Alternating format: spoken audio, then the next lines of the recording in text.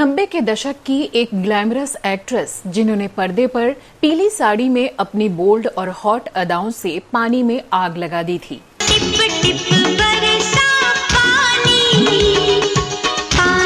में आग, जिन्होंने अपनी बोल्डनेस के साथ साथ अपनी दमदार एक्टिंग और शानदार कॉमिक टाइमिंग से भी दर्शकों का खूब मनोरंजन किया। सेठ जी, मुझे ये नेकलेस दे दीजिए। जी ले लीजिए, लेकिन पैसे? पैसे तो नहीं है, घबराइए नहीं। हाँ। वो क्या है कि मैं भी छोटी हूँ ना, हाँ। धोखा भी खा सकती हूँ। हाँ। इसलिए मेरे अंकल ने मुझे पैसे ही नहीं दिए। इनकी सेक्सी और हॉट अदाओं ने उन दिनों दर्शकों पर ऐसा जादू किया कि लोग इन्हें देखकर बोलने लगे, तू चीज बड़ी है मस्त मस्त, तू चीज बड़ी है मस्त, तू चीज बड़ी।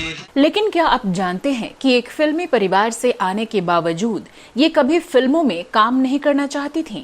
किसी डिस्को में जाए, किसी होटल में खाए, कोई देख ले। क्या आप मानेंगे कि जिस एक्टर के प्यार में इन्होंने गलत कदम तक उठा लिया था, बाद में उसी ने मीडिया में आकर इन्हें मेंटल कह दिया। It was not childish because at that time I was very, very deeply hurt because here was someone who was in college with me. क्या आप सोच सकते हैं कि एक एक्टर के प्यार में ये इस कदर पागल थीं कि इन्होंने अपना अर्श पर चल रहा करियर तक छोड़ दिया और उस एक्टर से सगाई होने के बाद भी उससे इनकी शादी नहीं हो पाई। The time when my engagement broke and I was jobless, no work, I couldn't see where I was going ahead. तो कौन थी ये एक्ट्रेस जो अपने प्यार को पाने के लिए सब कुछ छोड़ने को तैयार थी, और क्या थी वजह जिससे उस बड़े एक्टर से इन्हें अपना रिश्ता तोड़ना पड़ा? बताएंगे और भी बहुत कुछ, आप बने रहिए हमारे साथ।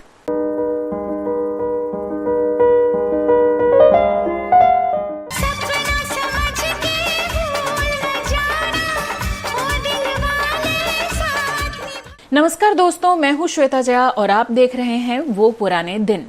आज हम अपने शो में बात कर रहे हैं 90 के दशक की एक ऐसी एक्ट्रेस की जिन्हें किसी भी एक्टर के अपोजिट कास्ट कर दिया जाता था और सबसे अच्छी केमिस्ट्री ये बना लेती थी। कौन सा ऊंचा घराना ये, जहाँ सिर्फ एक आदमी राजा है और बाकी सब उसके गुलाम? मीना, चिल्लाइए मत, आप मेरी सास नहीं है। जिस तरह आप इस घर की बहू हैं, वैसे मैं भी हूँ। दोस्तों, हम बात कर रहे हैं ब्यूटीफुल एक्ट्रेस रवीना टंडन की। तो आज जानेंगे इनके बारे में ऐसी बहुत सारी बातें जो शायद ही आपने सुनी होंगी। रवीना टंडन का जन्म 26 अक्टूबर 1972 को मुंबई में हुआ था। इनके पिता का नाम रवि टंडन और मां का नाम वीना टंडन था। इनके पिता एक जाने माने फिल्म मेकर थे। इसी वजह से रवीना को बचपन से ही घर पर फिल्मी माहौल मिला। रवीना के एक भाई भी थे, राजीव टंडन। जब रवीना 8th स्टैंडर्ड में थी, तभी से गर्मी की छुट्टियों में अपने पिता के साथ फिल्मों के सेट पर काम सीखने के लिए जाया करती थी। इसके बाद रवीना जब 10th में पहुंची, तब से इन्होंने अपने पिता के साथ उनके प्रोजेक्ट्स पर काम करना भी शुरू कर दिया। स्कूल की पढ़ाई खत्म करने के बाद ये कॉलेज में आई, तब इन्होंने अपनी पॉकेट मनी के लिए जेनेसिस नाम की एक PR कंपनी को ज्वाइन कर लिया। यहाँ पर थोड़े वक्त तक काम करने के बाद इनका इंटरेस्ट अपने पिता की तरह फिल्म मेकिंग में आया, तो इन्होंने जाने माने फिल्म निर्देशक प्रहलाद कक्कर को बतौर असिस्टेंट ज्वाइन कर लिया। इसी दौरान इन्होंने उनके साथ कई एड्स में भी बतौर असिस्टेंट डायरेक्टर काम किया। इस दौरान जो भी लोग इन्हें देखा करते, वो इनकी खूबसूरती और पर्सनालिटी देखकर इन्हें मॉडलिंग के लिए ट्राई करने को कहते थे। यहाँ तक कि किसी भी एड फिल्म में अगर किसी की आंखों की या किसी के लिप्स की या किसी के हाथों की जरूरत होती थी, तो इन पिक्चर्स के लिए रवीना को ही यूज किया जाता था। बार बार लोगों के कहने पर फाइनली इन्होंने मॉडलिंग करना शुरू कर दिया। आपको जानकर हैरानी होगी कि इसी दौरान इनका नाम रैविशिंग रैव पड़ गया था और साथ काम करने वाले लोग इन्हें इसी नाम से बुलाते थे। अपनी पहली फिल्म मिलने के बारे में रवीना ने एक इंटरव्यू में बताया था कि मैं एक बार अपने दोस्तों के साथ एक रेस्टोरेंट में हैंग आउट कर रही थी, तभी मुझ पर नजर पड़ी मरहूम डायरेक्टर अनंत बलानी और विवेक वासवानी की। उन्होंने मेरे पास आकर पूछा, तुम रवि टंडन जी की बेटी हो क्या? और कहा, कीप इन माई टच। इसके कुछ दिनों बाद मैं एक एड फिल्म की शूटिंग बांद्रा में कर रही थी। तभी बंटी वालिया, जो कि सलमान खान और मेरे अच्छे दोस्त थे, उनका फोन मेरे पास आया और मुझसे कहा कि तुम सलमान खान के साथ फिल्म कर रही हो। रवीना ये सुनकर शॉक्ड हो गई और उससे कहा कि मैं डैडी से पूछती हूँ। और जब इन्होंने अपने पापा को फोन करके पूछा तो उन्होंने बताया कि विवेक और सिप्पी साहब ने तुम्हें अपनी फिल्म पत्थर के फूल के लिए साइन कर लिया है। रवीना ने आगे बताया कि ये पहले कई फिल्मों को रिजेक्ट कर चुकी थी, जैसे कि फतह, हीर रांझा, जंगल आदि, लेकिन इस फिल्म को सलमान खान की वजह से मना नहीं कर पाई, क्योंकि इनके कई दोस्त और साथ काम करने वाले सलमान के बहुत बड़े फैन थे। No, not mine, but yes, all my friends in college definitely were like, "My God, you're being offered a film with Salman Khan and you don't want to do it." And I was like, "Listen, but I don't want to do movies, you know." So my friends would be, "Please say yes. We'll only come and hang out with you at the shoot. Please say yes." So it was like. इस तरह साल 1991 में आई film पत्थर के फूल इनकी debut film रही। कभी तू छलिया लगता है, कभी दीवाना लगता है, कभी अनाड़ी लगता है, कभी। इस फिल्म के लिए इन्हें फिल्म फेयर की तरफ से lux new face of the year का अवार्ड भी मिला। इस फिल्म के बाद इन्होंने कई फिल्में की, जैसे दिव्य शक्ति, क्षत्रिय, परंपरा, एक ही रास्ता, जमाने से क्या डरना आदि। प्यार का नशा ऐसा चढ़ा है, पहले कभी यूं ना हुआ। लेकिन इन फिल्मों से इन्हें कोई ज्यादा फायदा नहीं हुआ, क्योंकि कुछ फिल्में चली नहीं और जो फिल्में चली वो मल्टी स्टारर थीं। इसके बाद साल 1994 में आई फिल्म दिलवाले, जिस फिल्म से ये रातों रात दर्शकों के बीच बेहद पॉपुलर हो गईं। मौका मिलेगा तो हम बता देंगे तुम्हें कितना प्यार। इस फिल्म में इन्होंने अजय देवगन और सुनील शेट्टी के साथ काम किया। तुम खूनी हो, तुम्हारे और ज्योति के नाजायज संबंध थे। तुमने ज्योति का ही नहीं बल्कि मेरे प्यार और मेरे विश्वास का भी खून किया है। इसी साल इनकी अनिल कपूर के साथ आई फिल्म लाडला में भी इनके काम की बहुत तारीफ हुई। मेरी धड़कन सुनो, मेरे दिल में। इस साल सलमान खान के साथ इनके फिल्म अंदाज अपना अपना ने तो बॉक्स ऑफिस पर धमाल मचा दिया और इस फिल्म को कल्ट क्लासिक का दर्जा तक मिल गया। वो मैंने जानबूझ के नहीं किया, मैं डंडा लेके खड़ी थी, मेरे सामने आ गया। जानता हूँ, लेकिन वो है कहाँ? हमें क्या पता था वो अपनी याददाश्त खो देगा। अब तो टीलू को कम दिखाई देने लगा है। टीलू? हाँ टीलू, वो हमें टीले पे मिल गया था ना, तो हमने उसका नाम टीलू रख दिया। अगर सही मायने में कहें तो साल 1994 इनके करियर के लिए लकीएस्ट साल रहा। इसी साल आई फिल्म मोहरा ने तो इन्हें मस्त मस्त गर्ल के नाम से देश और दुनिया भर में पॉपुलर कर दिया। तू चीज बड़ी है मस्त मस्त, तू चीज बड़ी है मस्त, तू चीज बड़ी। इस फिल्म में इनके साथ अक्षय कुमार और सुनील शेट्टी ने भी काम किया था और साथ ही इस फिल्म की वजह से इनकी पर्सनल और प्रोफेशनल जिंदगी कैसे बदल गई, इसकी चर्चा भी हम आगे करेंगे। मुबारकबादी तुम दिल से नहीं जुबान से दे रहे हो अमर। अच्छा, मेरे अंदर के हाल के बारे में तुम इतना यकीन से कैसे कह सकती हो? तुम्हारी दोस्त हूँ, आंखें अंदर का हाल बता देती हैं। इसी साल आई फिल्म रक्षक में भी इन्होंने एक कैमियो सॉन्ग किया था, जो कि दर्शकों के बीच बेहद पॉपुलर हुआ। नींद चुरा के पूछे हाय हाउ आर यू, होश उड़ा के पूछे हाउ डू यू डू, दिन बादल बरसात में। अगले साल 1997 में आई इनकी फिल्म जिद्दी और गुलामे मुस्तफा बॉक्स ऑफिस पर हिट रही।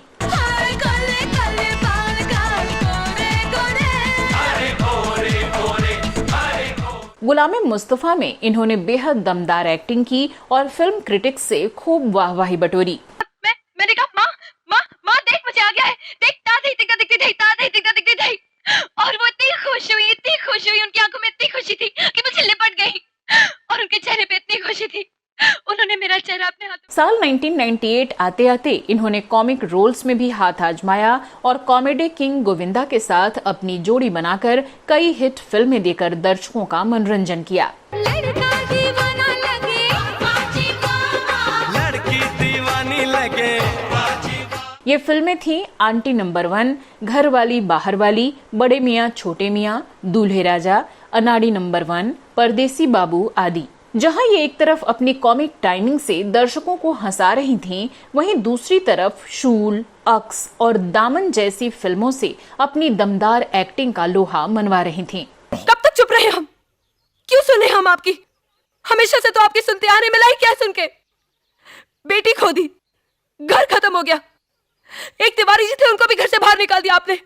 साल 2001 में आई फिल्म दामन में इनकी शानदार एक्टिंग के लिए नेशनल अवार्ड से भी सम्मानित किया गया। आप मेरी बेटी को छोड़ दीजिए, आपको मुझसे जो कुछ चाहिए आप ले लीजिए, लेकिन आप दीपा को मत हाथ लगाइएगा।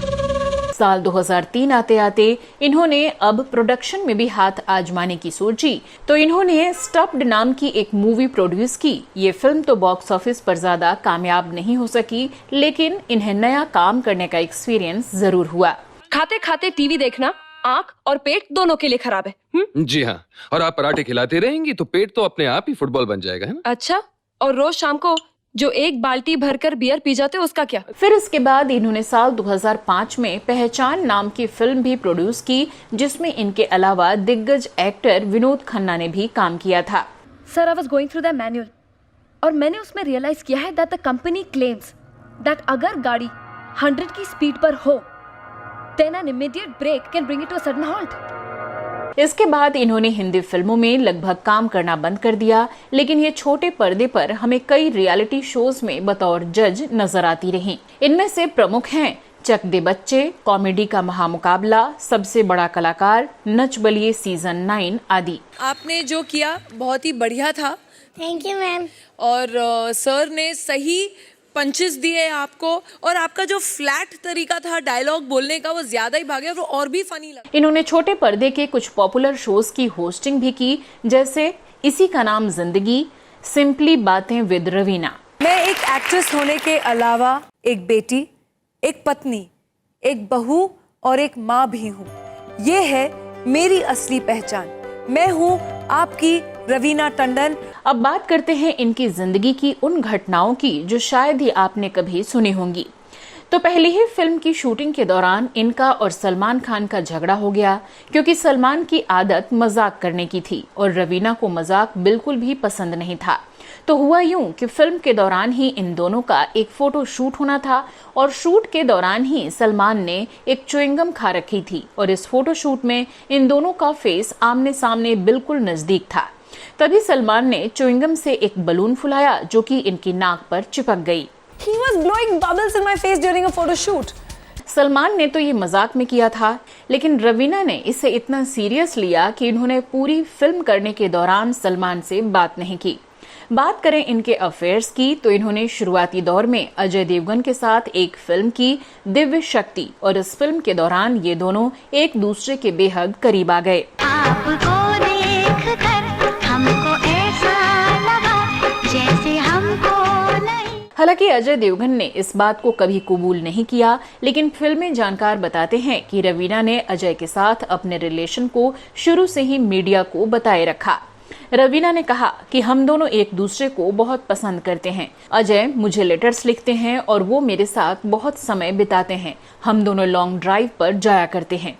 जब ये सब बातें अजय देवगन तक पहुंची तो वो बहुत नाराज हुए, क्योंकि वो उन दिनों करिश्मा के साथ भी काम कर रहे थे और उनकी करिश्मा के साथ भी अफेयर्स की खबरें हवा में तैर रही थीं। इसके बाद रवीना मीडिया में अजय के साथ रिलेशन की बातों को लेकर और एक्टिव हो गईं। फिर अजय देवगन इन बातों से इतना नाराज हुए कि इन्होंने अपने एक इंटरव्यू में यहाँ तक कह दिया कि मैं इसे जानता तक नहीं, ना ही कभी मैं इसके साथ लॉन्ग ड्राइव पर गया। हमारी तो सेट पर बातचीत तक नहीं होती। मुझे लगता है इसे अपने दिमाग का इलाज कराना चाहिए। यहीं से इन दोनों के बीच दूरियां बढ़ गईं और साथ ही इनकी करिश्मा से भी ठन गई। यहाँ तक कि रवीना उन दिनों अंदाज अपना अपना में करिश्मा और सलमान दोनों के साथ काम कर रही थीं, तो लोग बताते हैं कि रवीना की इन दोनों से कोई बातचीत नहीं होती थी। इसी कारण से इस फिल्म के बनने में 3 से 4 साल का वक्त लग गया। अब बात करते हैं उस घटना की जिसने इनकी जिंदगी बदल कर रख दी। साल 1994 में इन्होंने मोहरा फिल्म खिलाड़ी कुमार यानी कि अक्षय कुमार के साथ साइन की थी और इस फिल्म की शूटिंग के दौरान दोनों एक दूसरे के बेहद करीब आ गए। सुबह से लेकर शाम तक, शाम से लेकर रात अक्षय कुमार का ब्रेकअप उन दिनों पूजा बत्रा से हुआ था और रवीना का ब्रेकअप अजय देवगन से, तो दोनों की नजदीकियां बढ़ गईं। मुझे प्यार करो, मुझे प्यार करो। इस रिश्ते को लेकर रवीना टंडन इतनी ज्यादा सीरियस थी कि वो उनसे किसी भी कीमत पर शादी करना चाहती थी और इसके लिए इन्होंने अक्षय की वो शर्त भी खुशी खुशी एक्सेप्ट कर ली कि तुम शादी के बाद फिल्मों में काम नहीं करोगी। जानकार बताते हैं कि इन दोनों ने सगाई तक कर डाली थी, जिसका खुलासा रवीना ने खुद सिमी गरेवाल चैट शो में किया था कि उसने मुझसे कहा था कि तुम बचे हुए अपने प्रोजेक्ट्स निपटा लो और उसके बाद हम दोनों शादी कर लेंगे। Well, that'll be putting a lot of people in a spot. But no, I did quit in advance was because we did think that, the last day of your shooting when we'll go ahead and get married and things. And chat show में इन्होंने ये भी बताया कि हमने एक मंदिर में पंडित जी की उपस्थिति में सगाई भी कर ली थी, जिसमें मेरी फैमिली के साथ उसकी फैमिली भी दिल्ली से फ्लाइट के द्वारा मुंबई आई थी। उनमें से एक बड़े ने मेरे सिर पर लाल दुपट्टा भी रखा था। very, very elaborate engagement ceremony with the pandit doing the pujas and everything, with his whole family flying down from Delhi as well, my family flying down from Delhi, and one of their elders had put in a red dupatta on my head. Raveena ने अक्षय की बात मानते हुए कई sign की गई फिल्मों का साइनिंग अमाउंट तक लौटा दिया था। इन दिनों इन्होंने जिन फिल्मों को मना किया था उनमें से कुछ फिल्में हैं दिल तो पागल है, कुछ कुछ होता है, गुप्त आदि। सब कुछ सही चल रहा था और रवीना फिल्म इंडस्ट्री से अपना फेयरवेल लेने की तैयारी कर रही थीं।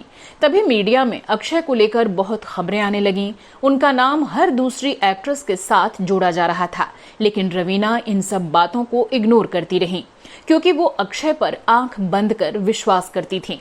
इसी दौरान जब रवीना अपने बचे हुए प्रोजेक्ट्स खत्म कर रही थीं, इनमें ही एक अक्षय कुमार के साथ फिल्म थी खिलाड़ियों का खिलाड़ी। तुझको खबर नहीं है, ये मेरा हो गया है। इस फिल्म में इनके साथ काम कर रही थी बॉलीवुड की देवा रेखा।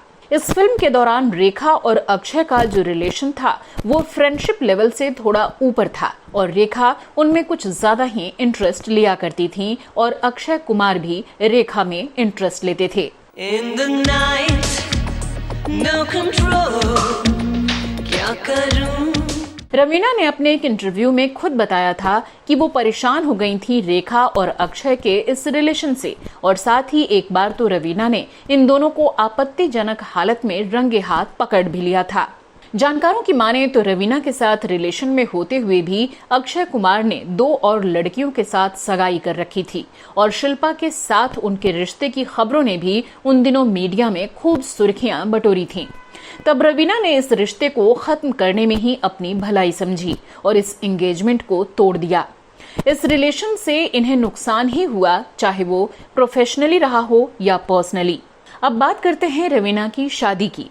तो साल 2004 में फिल्म डिस्ट्रीब्यूटर अनिल थडानी से रवीना टंडन ने शादी कर ली। इनकी बेटी हुई राशा और बेटा रणवीर वर्धन। शादी के बाद इन्होंने फिल्मों में काम करना कम कर दिया, लेकिन साल 2015 में आई फिल्म बॉम्बे वेलवेट को इनकी कमबैक फिल्म कहा जाता है। इसके बाद ये फिल्म मातृ में ही नजर आई। क्या हुआ मीनल? कुछ नहीं मैम। मीनल, क्या बात है? देखो, तुम मुझे बता सकती हो। यू कैन टेल मी, मुझ पे भरोसा करो।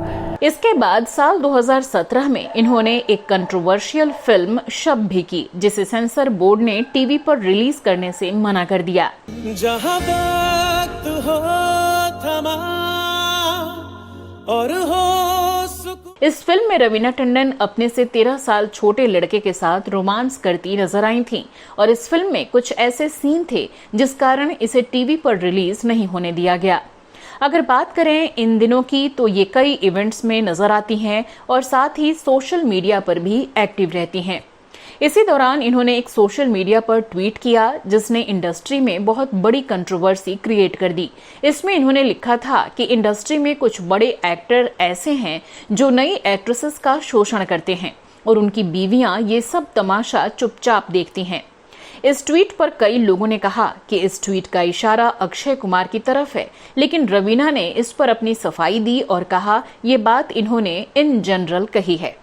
अगर बात की जाए इनके सोशल कॉजेस की, तो इन्होंने साल 1995 में ही पूजा और छाया नाम की 2 लड़कियों को अडॉप्ट किया था। इसमें से एक की तो इन्होंने शादी भी करवा दी है और वो मां भी बन चुकी हैं। अगर इनकी पूरी जिंदगी को देखें तो कहा जा सकता है कि ये इंडस्ट्री में ही पली बढ़ी हैं और इन्हें इंडस्ट्री में जीना आता है, लेकिन कहीं ना कहीं ये दिल से हमेशा से ही इमोशनल और कमजोर रही हैं। इसी कारण इन्होंने अपनी जिंदगी में कई बार धोखे भी खाए। ये धोखे भी छोटे मोटे नहीं। जब वो अपने करियर के पीक पर थीं, तब इन्होंने कई ऐसी फिल्में छोड़ दी जो कि आगे चलकर सुपरहिट साबित हुई।